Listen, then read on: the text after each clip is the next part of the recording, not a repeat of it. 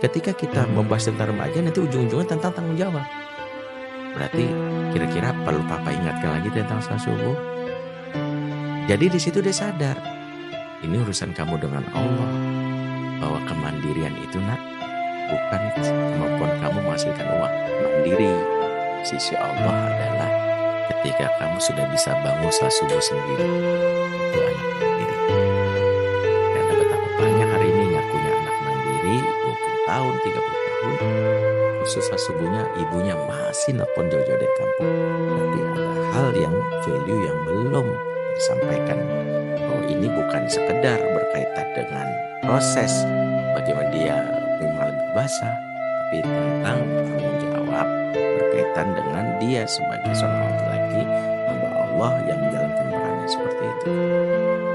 Sampai berbicara kepada anaknya pun diajarkan dalam Islam ya. Sampai diajarkan. Berarti Islam mengajarkan peran seorang ayah tuh sedetail itu. Sangat sedetail. Contoh misalnya gini. Pertama, ketika Ibrahim ingin menjembelih Ismail, makanya saya bilang ayat-ayat tentang ayah dan anak lebih banyak daripada ibu dan anak.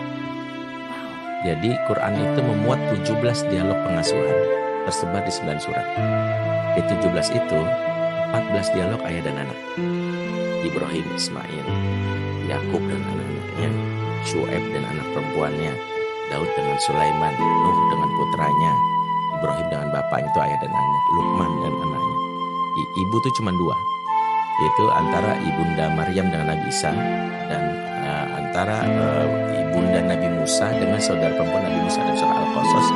Satu lagi antara ayah dan ibu bersamaan bersama anaknya. Itu tidak dijelaskan ayah dan ibu siapa, tapi dalam surah Al-Qasas saya lupa lihat berapa. Berarti 14 ayah dan anak, 2 ibu dan anak, 1 ayah dan ibu bersama anak. Message-nya adalah betapa Allah ingin memberitahu bahwa konsep dialog itu justru adalah ayah dan anak. Ya, oke. Pertama, yang harusnya dibangun. Kenapa? Karena yang harus kita pahami, dialog dalam Islam itu bukan sekedar bicara, tapi harus punya value. Transisi value itu tanggung jawab ayah. Maka dialog ayah dan anak dalam Quran itu sebenarnya adalah bukan sembarang dialog. Nah, kenapa ibu tidak diwakili? Karena ibu sudah pasti dialog, tapi dialog ibu lebih kepada hal menjaga nilai, menjaga bonding, menjaga kelekatan. Maka ibu tanyanya ringan-ringan. Makan belum? Hari ini sekolahmu gimana? Kamu happy nggak? Itu sah-sah saja. Itu dialog.